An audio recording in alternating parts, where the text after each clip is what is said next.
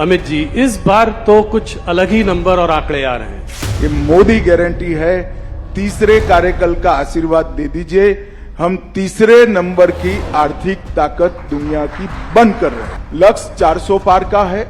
कमल के निशान पर हम 370 से ज्यादा सीटें जीतेंगे। हमें 6000 करोड़ मिला है तो सामने सारे इंडिया अलायंस घमंडिया गठबंधन को भी 6000 करोड़ मिला है। 93% कार्यवाही ऐसे लोगों पर हुई है जो राजनीति से जुड़े हुए ही नहीं। मेरे इंटरव्यू में से भारत का अच्छा क्या हुआ वो नहीं निकाल, सीए निकालोगे, 370 निकालोगे, ईडी निकालोगे। इस बार भी मैं कहता हूं, काउंटिंग को 12 बजे मुस्कुराते हुए चेहरे पर कहना मोदी का वादा पूरा हुआ, लक्ष्य पूरा हुआ, भाजपा 370 पार। पार्टी में एक बार ये 3 परिवारवादी पार्टियों को सबक सिखाना चाहिए। निश्चित रूप से हम उत्तर प्रदेश में हमारा अब तक का सबसे अच्छा परफॉर्मेंस करेंगे।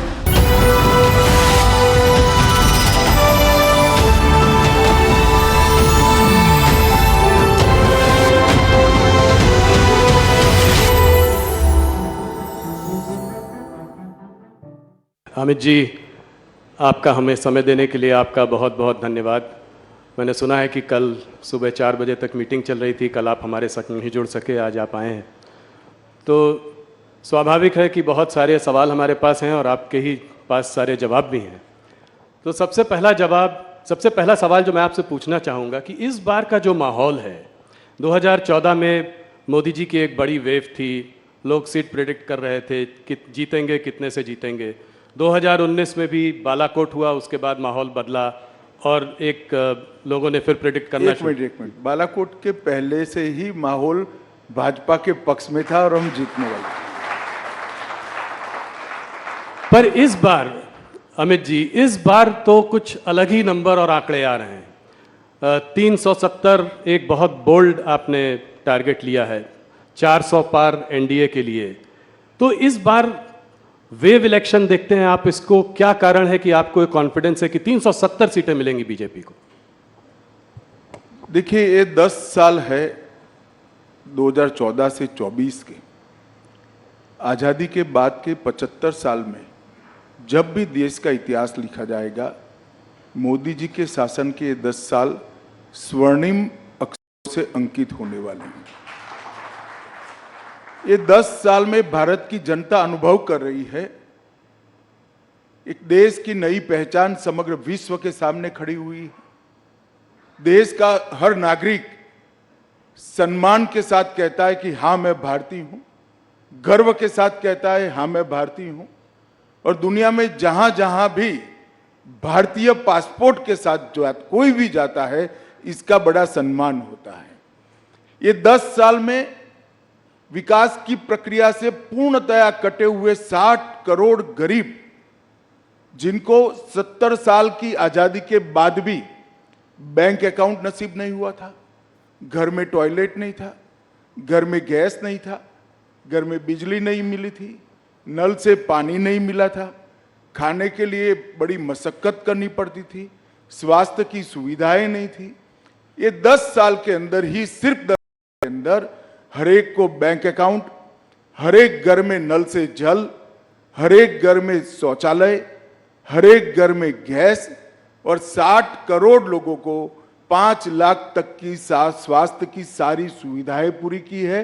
और हर गरीब को प्रति व्यक्ति प्रति माह 5 किलो अनाज आज फ्री ऑफ कॉस्ट मिल रहा है। एक प्रकार से ये 60 करोड़ लोगों को भारत के अर्थतंत्र के साथ जोड़ने का काम नरेंद्र मोदी जी ने किया है। ये 10 साल के अंदर ही देश जिसकी बड़े समय से राह देखता था कि भारत अपने अर्थतंत्र को दुनिया की तालिका में बहुत आगे पहुंचा है। अटल जी 11वें नंबर पर छोड़कर गए थे। अर्थशास्त्री मनमोहन सिंह जी ने 10 साल में 11वें का 11वां मेंटेन किया और मोदी जी ने 10 साल में 11वें नंबर से 5वें नंबर पर पहुंचा है। और मैं आज आपके कार्यक्रम के माध्यम से देश की जनता को कहने आया हूं, ये मोदी गारंटी है, तीसरे कार्यकाल का आशीर्वाद दे दीजिए। हम तीसरे नंबर की आर्थिक ताकत दुनिया की बन कर रहे हैं। ये 10 साल में भारत मैन्युफैक्चरिंग का हब बना है, ये 10 साल में डिजिटल क्रांति सब्जी वाली से लेकर बड़े बड़े कॉरपोरेट तक ट्रांसलेट कर गई है। ये 10 साल के अंदर भारत के स्टार्टअप दुनिया भर में धूम मचा रहे हैं। ये 10 साल के अंदर ही एक सर्वग्राही, सर्वस्पर्शीय और सर्वसमावेशी शिक्षा नीति का आगाज हुआ है, जो अपनी भाषाओं पर तो गौरव करता है, दुनिया भर की आधुनिक से आधुनिक चीजों को समाहित करते हुए विश्व के मंच पर भारत के युवा को खड़ा रहने की ताकत देता है। ये 10 साल के अंदर भारत सुरक्षित हुआ है। आए दिन बम धमाके कर जाने वाले पड़ोसियों को मैसेज दिया है, सर्जिकल स्ट्राइक और एयर स्ट्राइक कर कर घर में घुसकर आतंकवाद का सफाया करने का दम भारत में है। ये 10 साल के अंदर सालों पुराने मसले जैसे धारा 370 हटाना, 35 से हटाना, राम मंदिर का निर्माण करना, बाबा विश्वनाथ का कॉरिडोर बनाना, ट्रिपल तलाक समाप्त करना, सीएए लाना, ढेर सारे यूसीसी लाना, ढेर सारे मसले जिसको छूने की कोई हिम्मत नहीं करता था, मोदी जी ने हिम्मत के साथ उसको निरस्त किया है और सुचारू रूप से शांतिपूर्ण तरीके से जमीन पर उतारने का काम किया है। 10 साल भारत की आंतरिक सुरक्षा के लिए भी स्वर्णिम अक्षर से लिखे जाएंगे।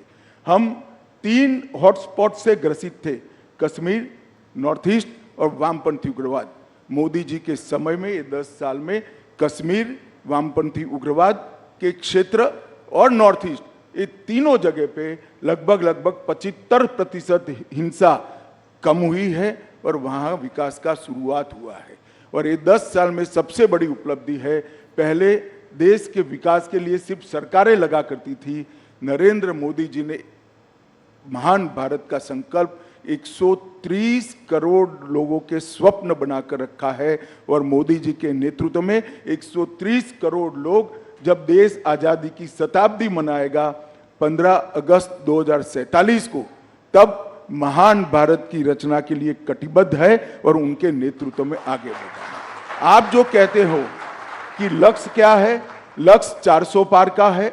कमल के निशान पर हम 370 से ज्यादा सीटें जीतेंगे और ये लक्ष्य सिद्ध इसलिए होगा कि भारत की जनता की आशा, आकांक्षा और सपनों को पहली बार कोई प्रधानमंत्री फ्रंट पर से लीड कर कर, गरीब के साथ खड़ा रहकर, युवा के कंधे पर हाथ रखकर, गरीब बहन का भाई बनकर आज इनके स्वप्नों को पूरा कर रहा है। मुझे भी पूरा विश्वास है कि मोदी जी के नेतृत्व में भारतीय जनता पार्टी 370 पार करेगी, एनडीए 400 पार करेगी और फिर एक बार मोदी सरकार बनेगी। धन्यवाद। आपने मेरे एक ही सवाल में 3-4 जवाब दे दिए, तो ये माहौल, अब मैं आपसे एक एक करके सवाल पूछता हूँ। सबसे पहले जो मुद्दा इस चुनाव के पहले जो गर्म हो गया है वो है इलेक्टोरल बॉन्ड्स का मुद्दा। तो इलेक्टोरल बॉन्ड्स के बारे में मैं ये पहले आपसे जानना चाहता हूं कि आपकी क्या प्रतिक्रिया है। आपको क्या लगता है कि इससे ब्लैक मनी वापस आएगा? जो कॉन्फिडेंशियल नाम थे लोगों के, जिस वजह से लोगों ने इलेक्टोरल बॉन्ड्स खरीदे, वो आज जो है सब सामने आ गए हैं। तो क्या ये उचित है और आप इसके बारे में आगे क्या सोचते हैं? देखिए, भारत की सुप्रीम कोर्ट जो भी फैसला सुनाती है देश के सभी नागरिक से बंधे हुए हैं। हम एक संवैधानिक व्यवस्था में रहे। मैं सुप्रीम कोर्ट के फैसले का सम्मान करता हूं, मगर मेरा व्यक्तिगत मत जरूर देना चाहता हूं कि बॉन्ड से काला धन समाप्त होने के कगार पर था और इस फैसले से चुनावी व्यवस्था में फिर से काले धन का दबदबा बनेगा। इसीलिए राहुल जी के नेतृत्व में पूरा इंडिया अलायंस बॉन्ड के खिलाफ था और वो चाहते थे कि पहले की तरह जो कट मनी आता था वो कट मनी फिर से एक बार राजनीति पर हावी हो। पहले क्या होता था, चंदा कैश में आता था और चंदा कैश में आता था तो क्या होता था, कोई व्यक्ति मानो 1500 रुपया चंदा जमा कराता था, 100 रुपया वो पार्टी में जमा कराते थे, 1400 रुपया अपने घर ले जाते थे और स्विस बैंक के अंदर या कहीं और जहां टैक्स डिस्क्लोज नहीं होता है, चंदे डिस्क्लोज नहीं होते हैं, धन डिस्क्लोज नहीं होते, ऐसे देश में ले जाते थे। बॉन्ड आने से ये पूरा पैसा चेक के माध्यम से पार्टी के अकाउंट में जमा होता था। ये पूरी जो जमात है राहुल जी के नेतृत्व में, वो पुरानी चीजों की आदी है। उनको यही चाहिए कि पार्टी को चंदा मिले न मिले, चुनाव के लिए खर्च हो न हो, अपनी पीढ़ियां बहुत अच्छे तरीके से जी पाएं। और इस चीज को मोदी जी ने बॉन्ड लाकर इस पर कुठाराघात किया था। मैं आपको बताना चाहता हूं, मेरी पार्टी की बात बताता हूं। 2014 में मेरी पार्टी में जो चंदा आता था, इसमें से 81% चंदा कैश से आता था, जिसमें किसी का नाम नहीं होता था। 20-20 हजार रुपया कर जमा करते थे। 18 में ये 81% से 17% हुआ। 18 में एंड पे भी ये 17% पर रहा और 2023 पर कम होकर 3% पर आ गया था। हमारी पार्टी ने इसको ट्रांसपेरेंट वे से आगे किया था। जहां तक गोपनीयता का सवाल है, इसमें इतना ही है कि बहुत बड़ा देश है, हमने फेडरल स्ट्रक्चर को अपनाया है, ढेर सारे राजनीतिक दलों की सरकार होती है। अगर कोई एक राजनीतिक दल को पैसा देता है तो दूसरा राजनीतिक दल उस पर विंडिक्टिव अप्रोच से अपने स्टेट के अंदर बदला लेता है। इसलिए एक व्यवस्था रखी थी जिससे किसने किसको चंदा दिया वो गोपनीय रहे। मगर इसमें गोपनीय नहीं रहता था किस कंपनी ने कितना चंदा दिया और किस पार्टी को कितना मिला। अब जो व्यवस्था होगी, इसमें किसने कितना दिया वो भी गोपनीय हो जाएगा, क्योंकि सारा कैश में देना है, और किस पार्टी को कितना मिला वो भी गोपनीय हो जाएगा, क्योंकि कैश से लेना है। और कैश से लेना तो छोड़ो, घर पे ले जाने की व्यवस्था भी इसमें से हो गई। और हम पर एक आरोप लगता है राहुल जी कि हमें बहुत सारा चंदा मिला है, ये मिथ्या है। सर 6,900 करोड़ 6,200 करोड़ हमें मिला है। इसके सामने 6,200 करोड़ राहुल बाबा के नेतृत्व में चलने वाले इंडिया अलायंस को मिला है, जबकि हमारी 303 सीटें हैं। उनकी लोकसभा में कितनी सीटें हैं? हमारी 17 सरकारें हैं। हमारी हर राज्य में पार्टी चल रही है। और एक काम के सामने चंदे का जो सवाल है वो भी गलत है, क्योंकि 2019 लोकसभा में हमें जो 6,000 करोड़ मिला, इसमें से 2019 लोकसभा के समय पर जो बॉन्ड खुले हैं, इसमें 3,071 करोड़ चंदा मिला है। तो आप जाहिर है, जब आचार संहिता कोड ऑफ कंडक्ट आ जाता है तो कोई काम के सामने चंदा नहीं होता है। और विधानसभा के चुनाव के कोड ऑफ कंडक्ट लगने के बाद हमें 2640 करोड़ रुपया मिला है। उस वक्त भी कोड ऑफ कंडक्ट होता है, कोई काम नहीं होता है। तो 90% से ज्यादा चंदा बॉन्ड से हमें कोड ऑफ कंडक्ट लगने के बाद मिला है। तो ये जो आर्ग्यूमेंट कर रहे हैं बड़े बड़े धाराशास्त्री, जो ये पूरी सिस्टम के फायदा उठाने वाले हैं, क्योंकि वो भी राजनेता ही है ज्यादातर, चंदे वाली कैश चंदे वाली व्यवस्था का फायदा उठाने वाले, वो उनका आर्गुमेंट था कि इससे सरकारी नीतियां प्रभावित होती है। उनको ये मालूम नहीं है कोड ऑफ कंडक्ट बनने के बाद कोई नीति आ नहीं सकती। तो ज्यादातर चंदा तो कोड ऑफ कंडक्ट के समय में हमारा आया है, 90% चंदा। राहुल जी, इसको हफ्ता वसूली कहते हैं। खुद भी 1,400 करोड़ उनको मिला उनकी पार्टी को। ठीक है, तो फिर उन्होंने 1,600 करोड़ का हफ्ता क्यों वसूला, वो उसका हिसाब देना चाहिए। 1,600 करोड़ उनको भी मिला है, हमें 6,000 करोड़ मिला है, तो सामने सारे इंडिया अलायंस घमंडिया गठबंधन को भी 6,000 करोड़ मिला है। एक पैसा कम नहीं मिला है। राहुल जी ने सबसे पहले वो चंदा कहां से वसूल लाए, हफ्ता कहां से वसूल लाए, इसका हिसाब। हम तो कहते हैं इसमें एक पैसा हफ्ता नहीं है, ये शुद्ध रूप से पारदर्शी तरीके से लाया गया चंदा है।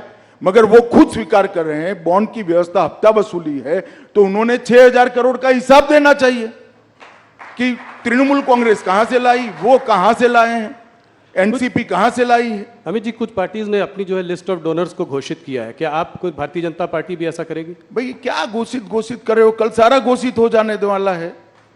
मैं आपको बताने वाला हूं, बताने जा रहा हूं, घोषित कल होगा। ये मुंह नहीं दिखा पाएंगे, इंडिया अलायंस मुंह नहीं दिखा पाएगा। जब पता चलेगा कि कहां से जब पता चलेगा चंदा कहां से आए। ये समझे बगैर कुछ लॉयरों के दिए हुए चीट पढ़कर भाषण करते हैं राहुल गांधी। उनको मालूम नहीं है कि उन्होंने अपने पैर पर कुल्हाड़ी मारी। एक चीज जो और इलेक्टोरल बॉन्ड्स के बारे में बोला जा रहा है, वो ये कहा जा रहा है कि काफी सारा करीब 14 कंपनियों का पैसा जो है, करीब 4,000 करोड़ वो इलेक्टोरल बॉन्ड्स उन्होंने तब खरीदे हैं जब उनके वहां कोई किसी प्रकार की इंटेलिजेंस एजेंसी की रेड हुई है, जैसे कि ईडी या सीबीआई। मैंने आपको बताया कि वो हो सकता है वो 6,000 करोड़ में हुआ हो जो घमंडिया गठबंधन को मिला है। हमारा जहां तक सवाल है, चुनाव के 40 दिन में हुआ है, ऐसा कैसे हो सकता तो है? आप ये कह रहे हैं कि जिनमें रेड हुई है वो जरूरी नहीं कि उन्होंने बीजेपी को पैसा दिया। हाँ, अभी आएगा ना, मैं कह रहा हूं। अच्छा, कल आप कह रहे हैं जब आएगा कल तो सारा दूध का दूध आएगा, और दूध पानी का का दूध, पानी। पानी का पानी हो जाएगा। चलिए उसका इंतजार करेंगे, वापस आपसे फिर उससे सवाल करेंगे। एक इससे लगा हुआ सवाल है तो पूछकर इस मुद्दे से आगे बढ़ते हैं कि ऑपोजिशन का कहना है कि ईडी की रेड हो, इनकम टैक्स की रेड हो, सीबीआई की रेड हो, वो हर बार ऑपोजिशन लीडर्स पर ही क्यों पड़ती है? भारतीय जनता पार्टी के लीडर क्या सब साफ सुथरे हैं? ये एकदम सफेद झूठ है। मैं देश की जनता के सामने कहना चाहता हूं, मोदी जी के प्रधानमंत्री बनने के बाद काले धन पर कठोर कार्यवाही हुई है। ईडी काले धन पर कार्यवाही है और ईडी ने जितनी भी संपत्तियां कुर्क की है उसमें से 5% ही राजनीतिक दलों से जुड़े हुए लोगों की है। 95% काले धन वाले की है। ये भी काला ही धन है, मगर वो ऐसा चाहते हैं व्यवस्था जिसमें राजनेता पर कोई कार्यवाही ही न हो। मैं आपको स्पष्टता से बताना चाहता हूं कि 95% कार्यवाही ऐसे लोगों पर हुई है जो राजनीति से जुड़े हुए ही नहीं, और ये बिल्कुल सरासर आरोप। ममता जी के मंत्री के घर से 51 करोड़ रुपया मिलता है, कांग्रेस के सांसद के घर से 355 करोड़ मिलता है। 10 मशीन एसबीआई की गिनते गिनते थक जाती है, गर्म हो जाती है, और ये कहते हैं कार्यवाही ना हो। भैया, कार्यवाही का सवाल मत उठाओ। तेरे सांसद के घर से 350 करोड़ कहां से आया, वो सबसे बड़ा सवाल है। ममता के मिनिस्टर के घर से 55 करोड़ कहां से आया, वो बड़ा सवाल है। क्या समझते हो, जनता कुछ देखती नहीं है? तो क्या नोटों की गड्डियां भरने के लिए मेटाडोर लाने पड़ते, एक मेटाडोर छोटा पड़ गया, दूसरा मेटाडोर रात को 4 बजे लाना पड़ा। ये कहां जाने वाला था पैसा? राहुल बाबा बता सकते हैं देश की जनता को? ये 355 करोड़ जो कांग्रेस के सांसद के घर से पकड़े, किसके? इसका जवाब देना चाहिए उनको। और बाद में ईडी कार्यवाही नहीं करे, ऐसा नहीं होगा। जो करप्शन करेगा उस पर कठोर कार्यवाही होगी और जेल की सलाखों के पीछे भी जाएंगे। और जहां तक सवाल है बीजेपी के नेताओं का सवाल है, इस देश में कोर्ट है। जब हम ऑपोजिशन में थे, ढेर सारे पीआई लगाए थे आपके खिलाफ, आपकी सरकार के खिलाफ। 12 लाख करोड़ के घपले, घोटाले, भ्रष्टाचार किए थे। 42 पीआईएल हुए थे। 42 पीआईएल में से 35 में ऑर्डर हुए थे, और आपकी ही सरकार ने आपके खिलाफ एफआईआर रजिस्टर करनी पड़ी। अगर हिम्मत है तो जाए कोर्ट में। और मैं कहता हूं, ये 12 लाख करोड़ के घपले, घोटाले, भ्रष्टाचार करने वाला इंडिया अलायंस, एक कांग्रेस पार्टी लोगों की आंख में धूल झोंकने के लिए, भ्रमित करने के लिए कह रही है। वास्तविकता है 23 साल से नरेंद्र मोदी जी मुख्यमंत्री और प्रधानमंत्री रहे हैं, उन पर 25 पैसे का आरोप देश में आज तक कोई नहीं लगा सकता। ये वास्तविकता। तो अमित जी, क्या आप देश की जनता को आश्वस्त करेंगे कि अगर इस तरह के कोई नेता जिन पर कार्यवाही चल रही है वो पलटकर बीजेपी भी ज्वाइन करते हैं? भाई, आश्वस्त करने की जरूर नहीं भैया। राहुल, तुम भी पत्रकार हो, तुम चले जाओ कोर्ट में कि फला नेता का ये काला भ्रष्टाचार है, आप इस पर कार्यवाही। कोर्ट सबको ऑर्डर देती है, तुम ही चले जाओ ना, छोड़ो इंडिया अलायंस। मैं सिर्फ सवाल पूछने तक ही सीमित रखता हूं अपने रोल को। अगला सवाल अमित जी, जैसे जैसे चुनाव पास आता जा रहा है, पॉलिटिकल डिस्कोर्स गिरता जा रहा है। हमने पहले भी देखा है, पहले भी चुनाव हुए हैं, शुरू में तो लोग बात बड़ी बड़ी करते हैं, ऑपोजिशन भी बड़े मुद्दों पर अटैक करता है, पर जैसे जैसे पास आता जाता है स्तर गिरता जाता है। अब लोग कह रहे हैं कि मोदी को गोली मार देंगे, टुकड़े टुकड़े कर देंगे। इस तरह का जो डिस्कोर्स और वरिष्ठ नेताओं से आ रहा है, इसको आप कैसे देखते हैं? देखिए, किसी भी पार्टी के कार्यकर्ता ने जो सार्वजनिक जीवन में जीते हैं, इस प्रकार की भाषा का प्रयोग नहीं करना चाहिए। मगर मैं आपसे पूर्णतः सहमत इसलिए नहीं हूं। ढेर सारी बातें होती हैं, अच्छी बातें होती है, जायज विरोध भी किया जाता है, विकास की बातें होती है, एजेंडे की बातें होती है, भारत के विकास की भी बातें होती है। मगर आप लोगों का ध्यान वो कंट्रोवर्शियल 1-1.5 मिनट पर ही टिका हुआ होता है, क्योंकि आपकी टीआरपी इससे जुड़ी हुई है। मेरे इंटरव्यू में से भारत का अच्छा क्या हुआ वो नहीं निकालोगे आप। सीए निकालोगे, 370 निकालोगे, ईडी निकालोगे, ये आपका काम है। खैर, मुझे इसमें कोई तकलीफ नहीं है, मगर मुझे जनता को भी बताना चाहिए। बात को पूरी सुनिए, सब अच्छी बातें भी होती है, ऑपोजिशन भी अच्छे विरोध के मुद्दे लेकर हमारा विरोध करता है। ऐसा नहीं देश में गाली गलौज की राजनीति हुई है, ये बात सही है आपकी। मोदी जी पर कुछ ज्यादा प्रेम है इन लोगों को, तो जब भी चुनाव आता है मोदी जी को गालियां बोलते हैं। मगर एक रिकॉर्ड है मोदी जी का 2001 से, जितनी जितनी गालियां ज्यादा पड़ती है, कमल इतना जोर से खिलता है, मोदी जी ज्यादा बहुमत पर। और इस बार भी यही होने, किसी के कहने से कोई मरता नहीं है।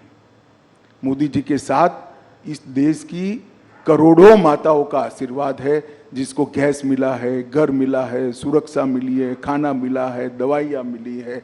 कोई एक दो लोगों की बद्दुआ से कोई फर्क नहीं पड़ सकता। जिस व्यक्ति को देश के करोड़ों लोगों की दुआ हासिल हो, इसको कोई कुछ नहीं बिगाड़ सकता। थोड़ा बड़े मुद्दे की ओर जाते हैं।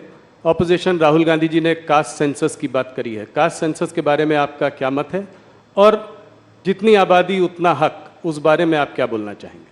देखिए, कमोबेश अभी भी जितनी आबादी उसका उतना हिस्सेदारी। आप देश की संसद का अभी का मानचित्र उठाकर देख लीजिए, यही हुआ है। परंतु राहुल गांधी को कम से कम ये बात करने का अधिकार नहीं है, क्योंकि काका साहेब कालेलकर कमीशन, जिसने सबसे पहले बीसी को रिजर्वेशन की बात करी थी जी। वो कमीशन कम से कम 30 साल तक कांग्रेस ने ठंडे बस्ते में रखा और कभी उसको ओपन नहीं किया गया, अमल नहीं किया गया। उसके बाद में मंडल कमीशन आया, इसको भी कांग्रेस थी तब तक उन्होंने ठंडे बस्ते में रखा।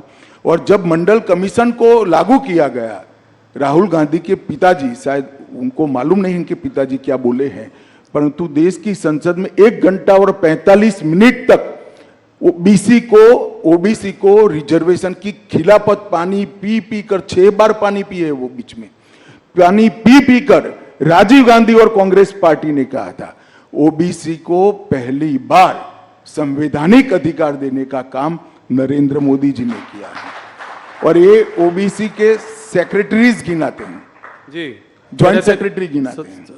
टॉप 70-80 में कुछ 2-3 हैं, 2-3 उनको मालूम नहीं है। भारत सरकार में जो टॉप पर आता है करीब करीब 55 से 60 साल के बीच में होता है जी।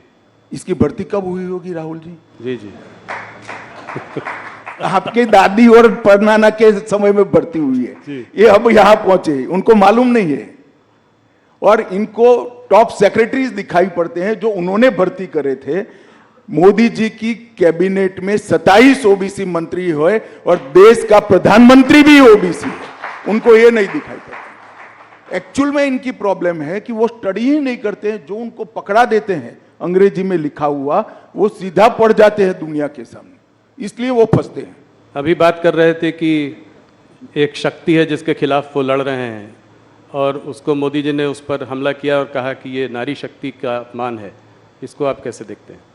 देखिए, उनको ना हमारी परंपराओं का जानकारी है, ना हमारी परंपराओं का सम्मान है।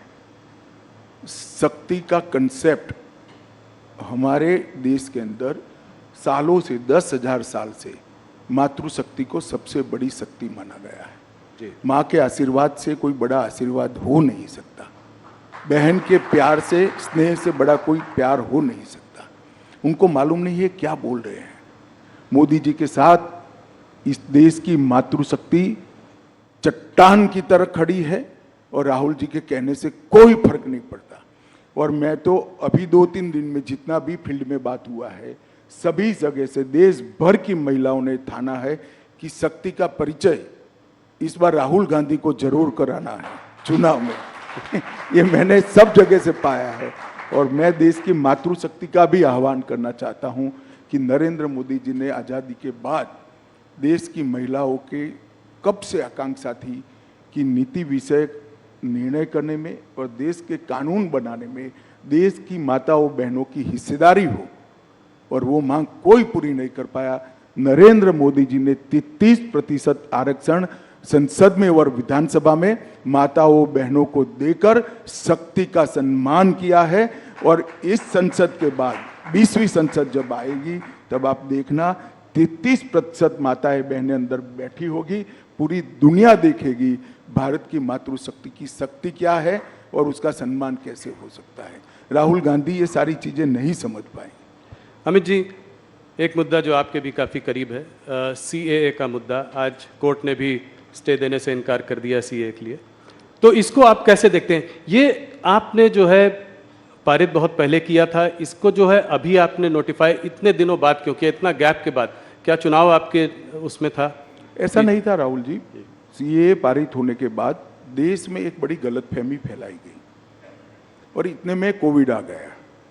हम डेमोक्रेटिक कंट्री में हैं, जब किसी सच्ची चीज के लिए गलतफहमी फैलाई जाती है तो जो पार्टी इन पावर होती है इसका दायित्व होता है कि सच्चाई लोगों तक पहुंचाए।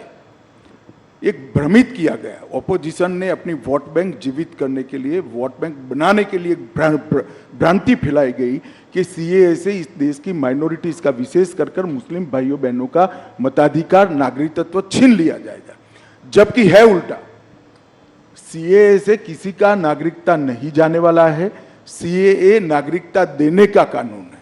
सिख, बौद्ध, जैन, क्रिश्चियन, हिंदू, जो सारे भाई 3 देशों से प्रताड़ित होकर आए हैं, वो सालों से यहां बैठे हैं, उनके पास नागरिकता नहीं है। उनके नाम से संपत्ति नहीं खरीद सकते, सरकारी नौकरी नहीं ले सकते जी। किस प्रकार से इनका जीवन व्यतीत होगा?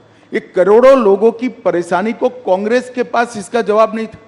वो अपनी वोट बैंक की पॉलिटिक्स में ही मशगूल थे और पूरी भ्रांति फैलाई कि CAA थे देश से मुसलमानों की नागरिकता चली जाएगी।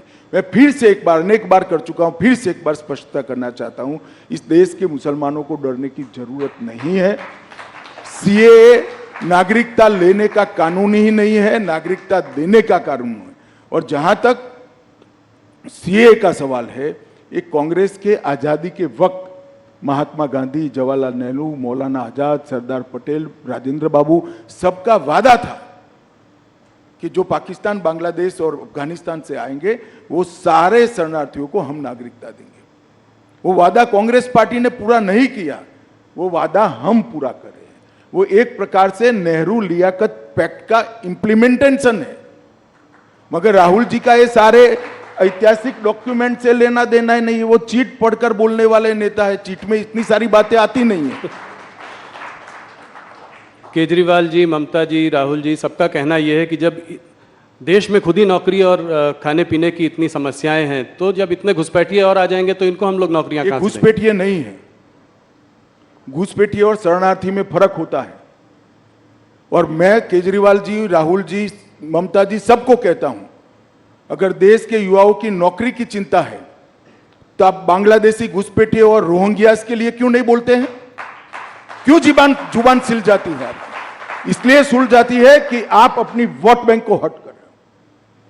शरणार्थी जो होता है वो प्रताड़ित होकर यहां आता है। अभी मैं आपको बताता हूं, अफगानिस्तान में निजाम बदला, सारे लोग इनसिक्योरिटी फील कर रहे थे। सैकड़ों हजारों सिख भाई पवित्र गुरु ग्रंथ साहब को लेकर यहां है। क्या करें उनका?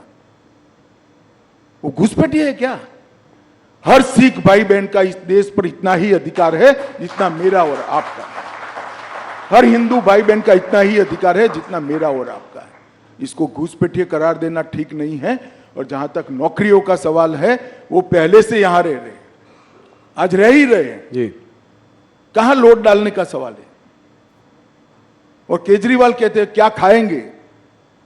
केजरीवाल जी, आपको अगर प्रॉब्लम है तो 5 किलो अनाज की अर्जी कर दो, आपको भी दे देंगे, हमें कोई आपत्ति नहीं।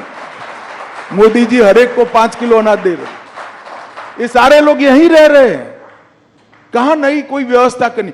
इनको अधिकृत नागरिक बनाना है, उनको सम्मान देना है, उनको अपना मानना है, इसको इस भूमि का हिस्सा बनाना है जो उनका अधिकार है। और इस तरह से देश को बांटने की बातें नहीं करनी चाहिए। US स्टेट डिपार्टमेंट और US एम्बेसडर ने भी CAA पे टिप्पणी की है, क्या कुछ कहना चाहेंगे उसके बारे में? मैं मानता हूं कि उनको पूरी तथ्य की जानकारी नहीं होगी। भारत सरकार का विदेश विभाग क्लैरिफिकेशन दे चुका है, इस पर मैं ज्यादा टिप्पणी नहीं करता। परंतु मैं इतना फर्मली कहना चाहता हूं, नागरिकता किसको देनी ये मेरे देश का अधिकार है और ये अधिकार में कोई दखल नहीं। चुनाव पास आ रहा है, अभी कुछ खबर आ रही है कि चाइनीज मिलिट्री ने कुछ दिनों पहले कहा कि अरुणाचल प्रदेश जो है उनका एक अभिन्न अंग है। इसको आप कैसे देखते हैं? क्या ये जवाहरलाल नेहरू के समय से कह रहे हैं जी। और बहुत बड़ा हिस्सा वो उस वक्त हड़प भी कर गए थे। मेरा तो जन्म नहीं हुआ था 1962 में जी। परंतु ये मोदी सरकार है, 1 इंच भी जमीन देश की किसी भी सरहद पर कोई नहीं ले सकता, ये हमारा भारत की जनता को वादा है। अमित जी, एक सीए से रिलेटेड सवाल है और आपने भी पहले इसकी बात की हुई है कि ये क्रोनोलॉजी की बात हुई थी कि सीए के बाद एनआरसी आएगा। एनआरसी की बात आजकल कम हो रही है, क्या इसको ये माना जाए कि इस मैनिफेस्टो में ये रहेगा या नहीं रहेगा? ऐसा है जी। राहुल जी, ये भ्रांति फैलाई जा रही है। एनआरसी कांग्रेस के वक्त आया हुआ कंसेप्ट है। एनआरपी चिदम्बरम साहब जब गृह मंत्री थे तब गवर्नमेंट कंटिन्यूअस प्रोसेस होती है, हमने इसको आगे बढ़ाया। मगर सीएए का जो कानून है इसके अंदर कहीं एनआरसी का प्रोविजन नहीं है, कहीं एनआरसी के जिन्स भी नहीं है। कृपया देश की माइनॉरिटी को डराना बंद करिए, स्पष्टता से बताइए कि सीएए से किसी की नागरिकता नहीं जा सकती, और ये वास्तविकता है। नहीं, पर एनआरसी क्या बीजेपी के मैनिफेस्टो में होगा? अगले टर्म में इसको देखेंगे? अब मैं तो मैनिफेस्टो कमेटी में अभी ड्राफ्ट कोई आया नहीं है, जब पार्लियामेंट्री बोर्ड के सामने आएगा तब देखेंगे। परंतु मैं इस मंच से इसकी घोषणा भी नहीं कर सकता, परंतु मैं इतना स्पष्ट कर देना चाहता हूं, अभी देश के सामने सीए का कानून है जिसमें एनआरसी के कोई वायरस नहीं है। क्या कहते हैं, इस पिछले आपका जो 5 साल का कार्यकाल रहा उसमें आप लोगों ने बहुत बड़े काम किए। 370 अभी सीएए की हम लोग बात कर रहे थे, एक यूनिफॉर्म सिविल कोड की भी बात हुई है और इसको आपने जो है उत्तराखंड के गवर्नमेंट के उसके माध्यम से शुरुआत भी की है। तो क्या अगले 5 साल में ये एक बड़ा मुद्दा रहेगा भारतीय जनता पार्टी का? आपके मैनिफेस्टो आपने कहा कि अभी आप नहीं बता सकते, मगर आप राहुल जी, यूसीसी लोकभोग्य भाषा में कॉमन सिविल कोड, ये आज से हमारा मुद्दा नहीं है जी, 1950 से हमारा मुद्दा है। इसके लिए मेरी पार्टी ने आंदोलन किया है, जनसंघ था तब से करा है, और हम इससे हट नहीं सकते हैं। हम मानते हैं कि पंथ निरपेक्ष देश में सभी के लिए एक कानून होना चाहिए, इसमें किसी से कोई मतभेद, और हम इस बात को जनता के सामने मुखरता के साथ रखेंगे। उत्तराखंड सरकार यूसीसी लेकर आई है और इस यूसीसी पर इसकी अब सोशल, लीगल, जुडिशियल सभी प्रकार की स्क्रूटिनी होगी, और उसके बाद में कोई एक कॉमन मत भी बनेगा देश का। परंतु यूसीसी भारतीय जनता पार्टी का देश की जनता को वादा है। हिंदू हो, मुस्लिम हो, सिख हो, ईसाई हो, बौद्ध हो, ये सभी ने एक कानून से जीना चाहिए। धार्मिक स्वतंत्रता में कोई दखल नहीं करनी चाहिए। लग्न की पद्धति क्या हो, अपने अपने धर्म के हिसाब से हो, परंतु कानून एक होना चाहिए। ये हमारे संविधान निर्माताओं ने तय की हुई बात है, ये कोई भारतीय जनता पार्टी का एजेंडा नहीं है। हमने यूसीसी को हमारे गाइडिंग प्रिंसिपल्स में एक्सेप्ट किया था, जिसको अंबेडकर जी, सरदार पटेल, जवाहरलाल जी, राजेंद्र बाबू सब ने स्वीकारा था। ये सारे कांग्रेस के नेता थे जी, और सब ने स्वीकारा था कि उचित समय पर देश के विधानमंडल और देश की संसद इस देश के अंदर यूनिफॉर्म सिविल कोड लेकर आएगी। एक आदर्श हमारे सामने रखा था, जो पूरी करने की दिशा में भारतीय जनता पार्टी की उत्तराखंड सरकार ने, हमारे मुख्यमंत्री धामी जी ने इसको आगे बढ़ाया। डीएमके ने आज जो है अपने मैनिफेस्टो में कहा है कि अगर वो सरकार, उनकी सरकार आती है इंडिया अलायंस की, तो इन सबको रिपील करेगी, सीएए को रिपील करेगी। किसने कहा है? डीएमके। डीएमके कहाँ पावर में आनी है भाई? जी, डीएमके का सवाल ही नहीं है, वो तो इसीलिए ऐसा। ऑपोजिशन पार्टीज का कहना है कि क्या मुसलमानों को शरिया और हदीस के हिसाब से रहने का हक नहीं है? देखिए, ये भी एक प्रकार की भ्रांति है। शरिया और हदीस के हिसाब से 1937 से नहीं रह रहा है इस देश का मुसलमान। 1937 अंग्रेजों ने जब मुस्लिम पर्सनल लॉ बनाया तो उसमें क्रिमिनल एलिमेंट क्यों निकाल दिया भाई? फिर तो चोरी करने वाले के हाथ काट दो, बलात्कार करने वालों को रोड पर पत्थर मारकर मार दो। कोई मुसलमान सेविंग्स अकाउंट नहीं खोल सकता, सूद नहीं ले सकता, लोन नहीं ले सकता। शरिया और हदीस से अगर जीना है तो पूरा जीना चाहिए। सिर्फ 4 शादी करने के लिए शरिया और हदीस क्यों आता है? ऐसा नहीं होना चाहिए। ये इस देश का मुसलमान शरिया और हदीस की सारी चीजों से अंग्रेजों के समय से कटा हुआ है जी। और देश ढेर सारे इस्लामिक कंट्रीज भी ये छोड़ चुके हैं। ये कांग्रेस की एपीसमेंट की पॉलिसी है, वोट बैंक की पॉलिसी है। इस देश के माइनॉरिटी इससे बाहर आए, और ये सालों से नहीं है, आज से नहीं है, ऐसा नहीं है, सालों से नहीं है। आज भी सिविल सूट होता है तो देश के संविधान के हिसाब से मुस्लिम भाइयों का सिविल सूट होता है जी। सरिया और हदीस के हिसाब से नहीं होता। काजी के पास कोई नहीं जाता है। तो क्या वो सब राहुल जी लागू करना चाहते हैं? चोरी करने वाले के हाथ काट दो, बलात्कार करने वालों को पत्थर मारकर मार दो, देश का जो द्रोह करेगा उसको फांसी पर चौराहे पर लटकाओ, ये सारा लाना है क्या? अमित जी, थोड़ी सी बात करते हैं साउथ इंडिया की, जहाँ पे कि मोदी जी का बहुत बड़ा फोकस रहा है। पिछले 2-3 महीनों से वहाँ बहुत बार गए हैं। आप लोगों को भी उम्मीद है कि इस बार साउथ इंडिया में भारतीय जनता पार्टी की परफॉर्मेंस बहुत अच्छी होगी। सबसे पहला सवाल तो ये है कि कांग्रेस के वरिष्ठ नेता, ये उनमें से मतलब वाकई एक बड़े वरिष्ठ नेता ने कहा कि साउथ इंडिया जो है दक्षिण भारत को एक अलग देश होना चाहिए। पहले तो मैं जानना चाहता हूँ कि आप इसके बारे में क्या कहना चाहेंगे? देखिए, इसका जवाब तो सच अर्थ में राहुल जी को देना चाहिए। आज तक कांग्रेस ने उस नेता के बयान से कन्नी नहीं काटी। देश की जनता तो मान रही है, कांग्रेस का पॉलिसी है कि इस देश टुकड़ा होना चाहिए, साउथ इंडिया और नॉर्थ इंडिया जी। मगर राहुल बाबा, आप चिंता मत करो। अब भारतीय जनता पार्टी इतनी ताकतवर है, कांग्रेस दूसरी बार इस देश का विभाजन नहीं कर पाएगी। कभी ये देश के टुकड़े हम नहीं होंगे, ये नहीं हो सकता। क्या कर रहे हैं आप?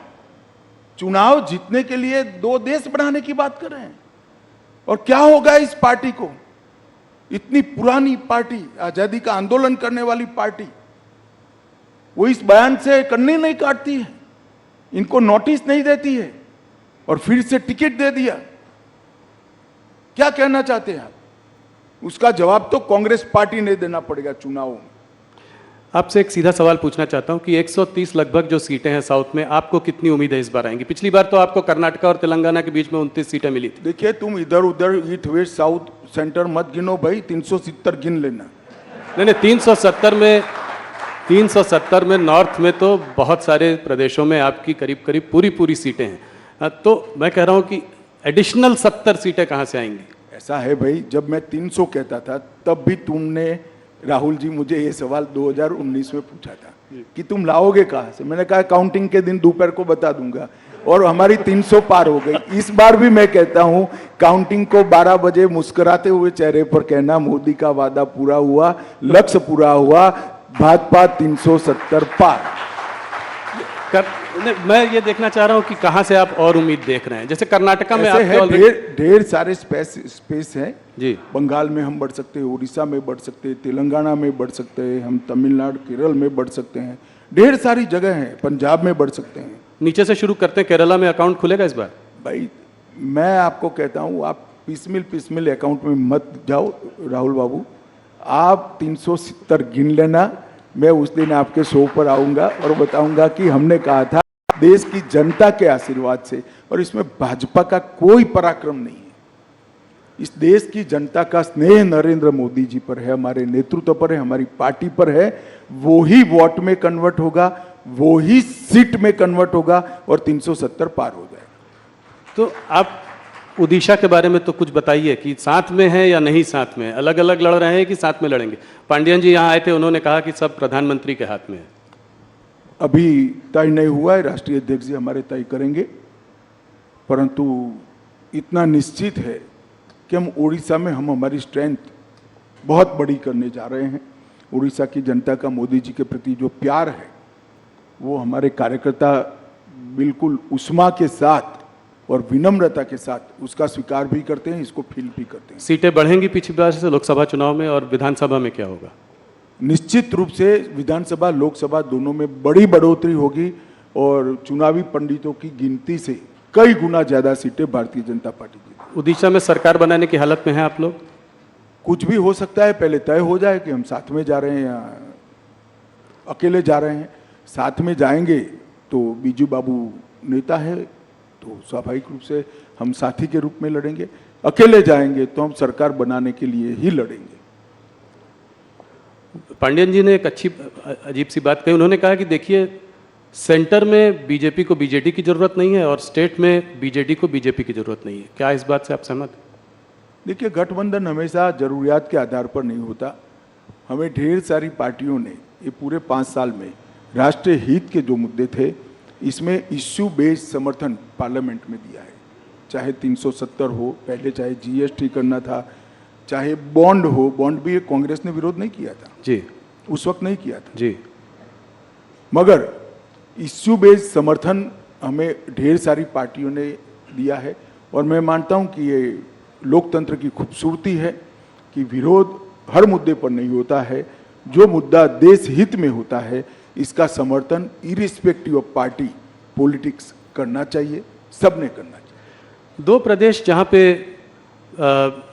चुनाव इंटरेस्टिंग हो सकता है वो है बिहार और महाराष्ट्र। थोड़ा उस पर बात करूंगा।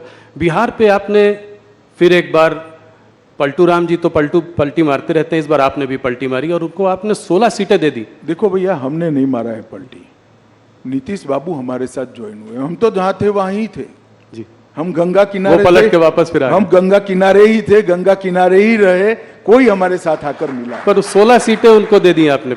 नहीं। वो तो बिहार यूनिट का नेगोशिएशन का जो नतीजा है वो आपके सामने है। हम पहली बार नीतीश कुमार जी से ज्यादा सीटें लड़ रहे हैं जी। बड़े भाई की भूमिका में आए हैं, वो हमारे लिए बड़ी बात है। और मुझे विश्वास है कि हम बहुत अच्छी तरह से बिहार में विजयी होंगे। 5 सीट चिराग पासवान जी को दी, पर पशुपति पारस को आपने डंप कर दिया। कोई उनके संग भी समझौता हो सकता है? अभी उन्होंने रिजाइन भी कर दिया आपकी मंत्रालय मिनिस्ट्री। अब समझौते की गुंजाइश नहीं रही, कम रह गई है, लगभग नहींवत है। अच्छा था अगर परिवार पूरा साथ में आता, मगर ठीक है भाई। अभी आप बड़े भाई के रूप में यहाँ आए हैं, तो क्या विधानसभा में भी बड़े भाई के रूप में ही आएंगे और मुख्यमंत्री का चेहरा भारतीय जनता पार्टी का होगा? अभी कुछ नहीं तय नहीं। हमें लोकसभा का चुनाव है, 370 और 400 के लक्ष्य के लिए सब लोग लगे हैं। विजयी होने के बाद आगे का रणनीति हम बनाएंगे। इस बार देखा है बिहार में आपने और छोटी पार्टियों को भी साथ में ले लिया। यही रुख जो है महाराष्ट्र में भी देख रहे हैं। अगर महाराष्ट्र में देखें तो आप पहले आप शिंदे जी को लाए, उसके बाद अजीत पवार आए, आज कल आपसे राज ठाकरे भी मिलकर गए हैं। तो कितनी सीटों का आपको, पिछली बार 41 सीटें थी आपकी 48 में, क्या उससे ऊपर हम जा सकते हैं? 41 से ज्यादा सीटें महाराष्ट्र में जीतेंगे। और ये जो घमंडिया गठबंधन प्रचार कर रहा है, पार्टियां तोड़ी, पार्टियां हमने नहीं तोड़ी है। शिवसेना तोड़ने का काम उद्धव ठाकरे के पुत्र प्रेम ने किया है। अगर वो एक नाथ शिंदे को उनका उचित सम्मान देते तो शिवसेना न टूटती। और एनसीपी तोड़ने का काम शरद पवार जी की पुत्री प्रेम ने किया है। अगर वो अजीत पवार को उनका उचित सम्मान देते तो आज वो उनके साथ ही होते, हमारे साथ थोड़ी ना आते। वो तो सरकार में थे सब। मगर जब आप पुत्र पुत्री के मोह में अंध हो जाते हो तब पार्टियां टूटती है। इसका आरोप हम पर नहीं लगाना चाहिए। कितनी सीटों पर लड़ेंगे आप? 30 के आसपास आप, क्या क्या डिवीजन हुआ है? अभी तय नहीं हुआ है, मगर स्वाभाविक रूप से महाराष्ट्र में हम सबसे बड़ी पार्टी होगी। और उसके बाद शिंदे, और उसके शिंदे सेना, और उसके बाद अजीत पवार। हाँ, कमोबेश यही होगा। कह रहे हैं लोग कि 30 नंबर के ऑफ लगभग नंबर ऑफ सीट अभी तय नहीं हुई है। पंजाब में क्या है? अकाली दल से कभी हाँ कभी ना बातचीत, कोई कहीं कोई एग्रीमेंट कुछ हुआ है? कैप्टन अमरिंदर सिंह और देखिए, ये आप जिस तरह से सवाल पूछे, कभी हाँ कभी ना, कभी हाँ कभी ना है ही नहीं। अभी नेगोशिएशन चल रहा है। तो नेगोशिएशन में तो एक ऑफर होती है, हम काउंटर ऑफर देते हैं, वो काउंटर ऑफर देते हैं, हम ऑफर देते हैं। ये चलता है, इसको हाना में नहीं देखना चाहिए। तो उम्मीद है कि मुझे लगता है 2-3 दिन में स्थिति स्पष्ट हो जाएगी। पर आप लोग चाहते हैं कि साथ में लड़ें, ये स्वाभाविक। हम तो चाहते हैं कि हमारे एनडीए के सारे साथी हमारे साथ हो, फिर से एक बार सारा एनडीए संपूर्ण बने। परंतु भारतीय जनता पार्टी का उचित हिस्सा और हमारे कार्यकर्ताओं का सम्मान, वो भी हमारी चिंता का विषय होता है। तो हरियाणा में दुष्यंत चौटाला से बाद में फिर से समझौता हो सकता है? दरवाजे बंद नहीं है, एनडीए में रह सकते हैं। अभी तो आपने, बहुत जल्दी होगी। अभी तो वो हमसे अलग हुए हैं, उन्होंने अपनी सीटें लड़ने का ऐलान किया है। तो अब तो आमने सामने चुनाव लड़ेंगे और जब नतीजे आएंगे तब देखेंगे। मगर अभी तो हम आमने सामने ही चुनाव लड़ रहे हैं। 2-3 सवाल इन्हीं मुद्दों पर और प्रदेशों पर। और आंध्र प्रदेश और तेलंगाना में आप इस बार अपनी पोजीशन को कैसे देखते हैं? क्या पिछली बार से स्ट्रांग रहेंगे आप तेलंगाना में? निश्चित रूप से जिस प्रकार का स्वागत पलक पावड़े बिछाकर दक्षिण भारत की जनता मोदी जी का कर रही है, वो भारतीय जनता पार्टी के लिए उत्साहवर्धन करने वाली बात है। पहली बार भाजपा के किसी नेता को इतना सकारात्मक उत्साहजनक प्रतिसाद देश की जनता के दक्षिण भारत की जनता से मिल रहा है, वो हमारे लिए बहुत आनंद का विषय है, उत्साह बढ़ाने वाला विषय है। मैं निश्चित रूप से मानता हूं कि दक्षिण के सभी पांचों राज्यों में हमारी पोजीशन और कंसोलिडेट होगी, हम मजबूत होंगे और बढ़कर आएंगे। न केवल हम, हमारे साथी दल भी बढ़ेंगे। वेस्ट बंगाल की बात मैं थोड़ा सा करना चाहता हूं। वहाँ संदेशकाली के बाद आपकी स्थिति पिछली बार 18 सीटें आई थी और लोग मान नहीं रहे थे कि आपने मुझसे इंटरव्यू में कहा था कि बहुत अच्छी स्थिति है, हम लोग सोच रहे थे कि 18 सीट नहीं, पर आप 18 सीट लेके आए। इस बार आपको क्या लगता है, इससे बढ़ेगी और इसका क्या कारण है? मैं बॉटम का आंकड़ा भी कह देता हूं जी, क्योंकि चुनाव काफी बाकी है, वहां 7 चरण में चुनाव होना है। बॉटम का आंकड़ा हमारा 25 है। 25 से ज्यादा सीट हम निश्चित रूप से बंगाल में जीतेंगे। इस बार बंगाल में भारतीय जनता पार्टी सबसे बड़ी पार्टी बनकर उभरी। 25 सीटें, बड़ा वो है। 25 से ज्यादा। 25 से ज्यादा। तो ये कैसे होगा? ये आपका जो साउथ ईस्ट बंगाल में जो है आप काफी वीक हैं। पिछली बार आपको शायद सिर्फ 2 ही सीट मिली थी वहाँ 18 सीटों पे। वो एरिया जो है वो आपके लिए बहुत अहम है, कोलकाता, हुगली, 24 परगना, हावड़ा। तो वहाँ पे कैसे करेंगे ये? वहाँ पे आपका संगठन भी उतना शायद स्ट्रांग नहीं है। देखिए, 2017 से भारतीय जनता पार्टी ने लगातार पश्चिम बंगाल में संगठन का भी विस्तार किया है और चुनावी सफलता के आंकड़ों में भी विस्तार किया है। 2017 से लगातार हम बढ़ते ही जा रहे हैं। विगत विधानसभा चुनाव की मैं बात करूं, हम 2 लोग थे, 77 हो गए, बहुत बड़ी जंप है। Congress 0, communist party 0। आज prime opposition Bharatiya Janata party वहां बनी हुई है।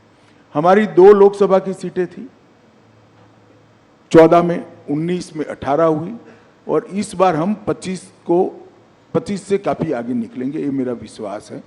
बंगाल की जनता 1 करोड़ों रुपया जो पकड़ा गया है, इसमें ईडी पर सवाल नहीं उठाती है, ममता जी पर सवाल उठाती है कि रुपया कहां आता है, रुपया किसका है।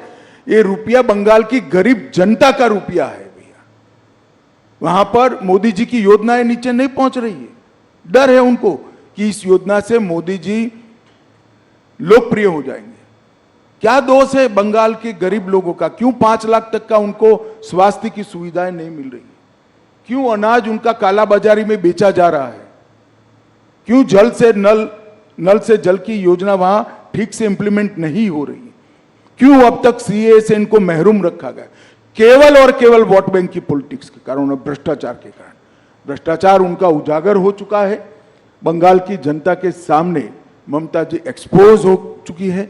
एक महिला मुख्यमंत्री के शासन में जिस तरह से संदेश खाली में सालों तक बहनों माताओं पर अत्याचार होते रहे और उनके पार्टी के नेताओं के द्वारा होते रहे, सुप्रीम कोर्ट और हाई कोर्ट को दखल पकड़ने पड़ते, तब जाकर अरेस्ट करते हैं। शर्म आनी चाहिए। ईडी पर भी हमला हुआ था। ईडी पर हमला तो छोड़ो भाई, अलग बात है। मैं जिन्होंने वोट दिए वो बंगाली माताओं बहनों की बात कर रहा हूं। उन पर आपके पार्टी के नेता अत्याचार करे, आप उनको अरेस्ट नहीं कर रहे हो और हाईकोर्ट ने ऑर्डर करने पड़ते हैं जी। बंगाल की जनता ये सब जानती है। मेरा तो बंगाल की माताओं बहनों से करबद्ध निवेदन है कि इस बार शक्ति का परिचय राहुल के साथ साथ ममता जी को भी करा देते। इस बार मोदी जी कश्मीर काफ़ी दिनों बाद गए। आर्टिकल 370 अपील होने के बाद उनकी बहुत बड़ी सभा हुई वहाँ पे। क्या आप लोगों को उम्मीद है कि वहाँ चुनाव में आप लोग अच्छा करेंगे? कश्मीर वैली में कोई अकाउंट खुलेगा? देखिए, कश्मीर वैली में भारतीय जनता पार्टी के अकाउंट खुलना न खुलना ये बड़ी बात नहीं है, परंतु 3 परिवारवादी पार्टियों ने, Congress party, NC national conference और पीडीपी, ये 3 परिवारवादी पार्टियों ने वहां पर लोकतंत्र को पनपने नहीं दिया। आजादी से अब तक वहां पंचायत चुनाव नहीं हुए। पहली बार हमने 30,000 पंच सरपंच को चुनाव करा, तहसील पंचायत बनी, जिला पंचायत बनी। जी। पहले वो 3 पार्टी जिसका चिट फाड़ते थे वही नेता होते थे। मैं घाटी के मुसलमान भाइयों बहनों को कहने आया हूं कि आप कृपया अगर चाहते हैं कि जमहूरियत पाताल से नीचे तक चली जाए, लोकतंत्र पाताल से नीचे चली जाए, इसके मूल पाताल से नीचे जाना है, तो ये 3 परिवारवादी पार्टियों को साफ कर दो। जिसको वोट देना है ना इसको दो, परंतु कश्मीर में तभी जाकर लोकतंत्र आ रहा है। ये 370 का हवा बनाए थे भारतीय जनता पार्टी की सरकार ने, मोदी जी ने 370 को समाप्त कर दिया। आज हर कश्मीरी को 5 लाख से ज्यादा स्वास्थ्य को मिलता है, पानी मिल गया, चावल मिल रहा है, सारी स्वास्थ्य की सुविधाएं मिल गई है, बड़े बड़े इंस्टीट्यूशन आए हैं, 2 करोड़ से ज्यादा यात्री अब आज कश्मीर में जा रहे हैं। कश्मीर में 30 साल के बाद थिएटर खुले हैं, कश्मीर में 30 साल के बाद ताजिया का जुलूस निकल रहा है, मुहर्रम का जुलूस निकल रहा है। ये लोकतंत्र की बहाली के कारण हुआ है। जी। एक बार कश्मीर की जनता ने हिम्मत करना चाहिए।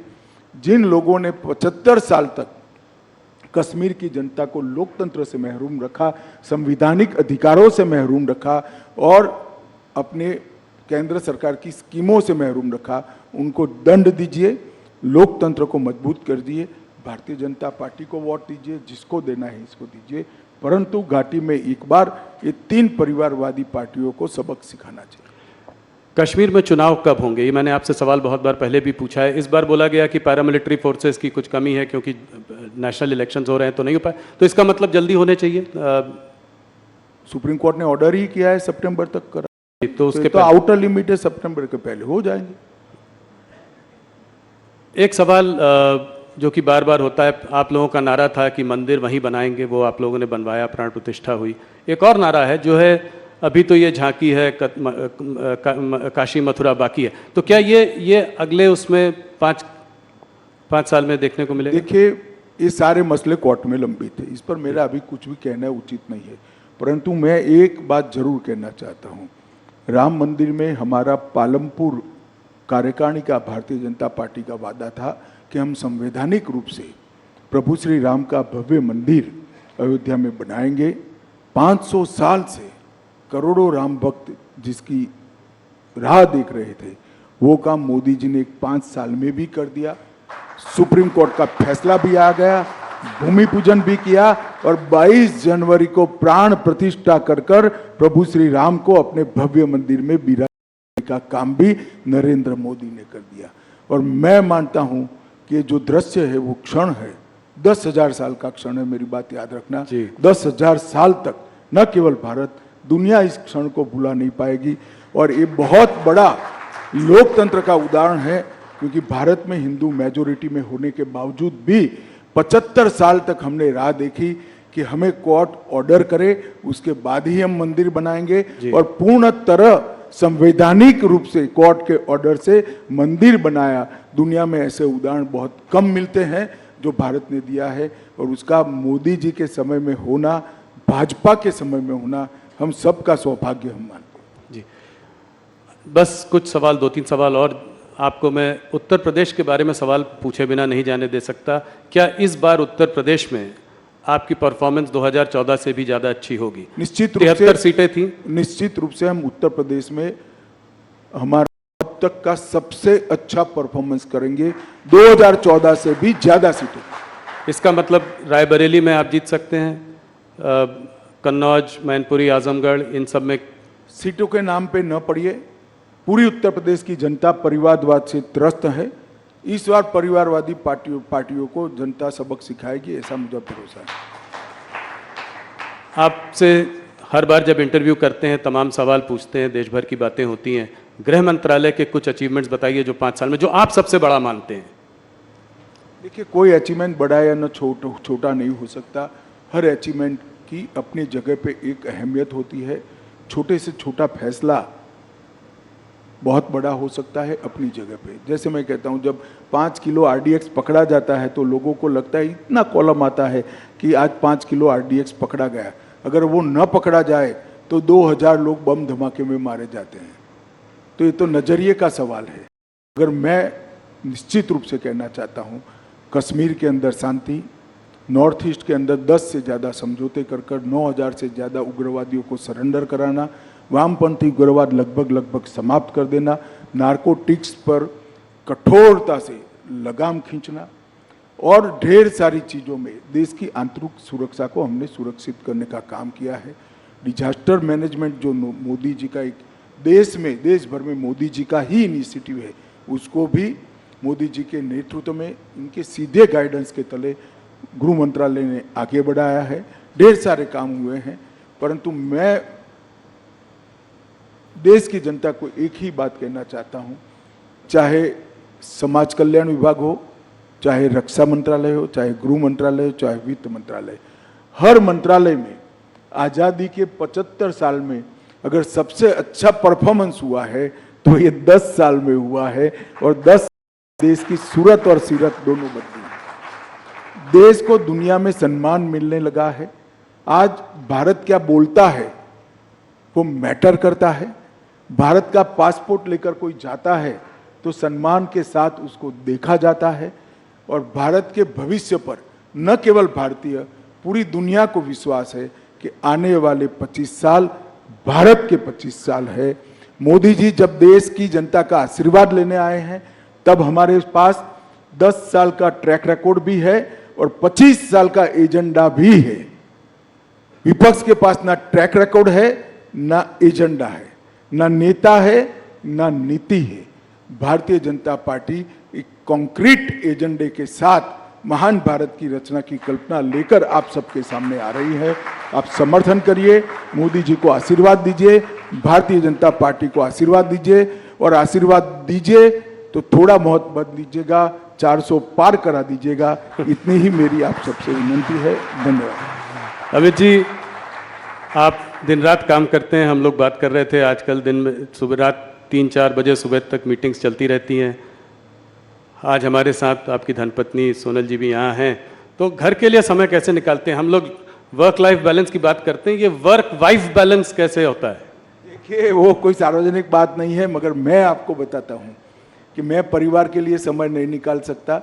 परिवार मेरे लिए समय चुनकर निकाल लेता है, तो हमारा बैलेंस बना रहता है और इसमें परिवार का बड़ा रोल रहता है। अमित जी, बहुत बहुत धन्यवाद, आप हमारे साथ जुड़े, आपने बहुत सवालों के जवाब दिए, 1 घंटे हमसे बात करी, आपका बहुत बहुत